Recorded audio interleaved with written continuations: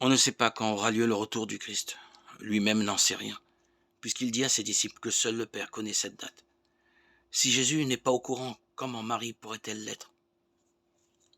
Est-ce qu'elle fouille dans les affaires de Dieu le Père pour nous communiquer ensuite ses trouvailles? Ça n'a aucun sens. Par contre, Jésus nous avait prévenu que beaucoup de faux prophètes annonceraient son retour.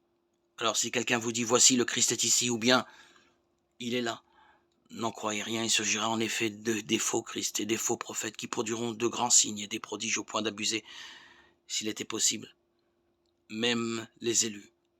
Voilà que je vous ai prévenu, Matthieu 24, 23, 25. Quand Jésus est né, beaucoup savaient qu'il devait venir. Le peuple s'y préparait depuis des siècles même. Mais c'est long des siècles. On savait qu'il devait naître à Bethléem, qu'il devait être un descendant du roi David, et avec la venue des mages, on a même plus ou moins la date de sa venue.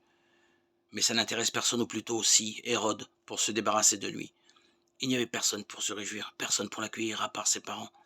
Les anges sont obligés d'aller chercher quelques bergers qui sont dans le coin pour qu'il y ait au moins quelqu'un pour se rendre compte de ce qui se passe. Eh bien, la venue de Messie au milieu de nous, voici que nous avons l'opportunité de ne pas le reproduire par ce flop, de ne pas nous trouver comme les gens qui, au temps de Noé, n'ont rien vu venir. Nous devons nous préparer à la venue du Christ, qui préfigure son retour à la fin des temps. C'est le temps de la répétition générale, de notre préparation à la rencontre de Dieu.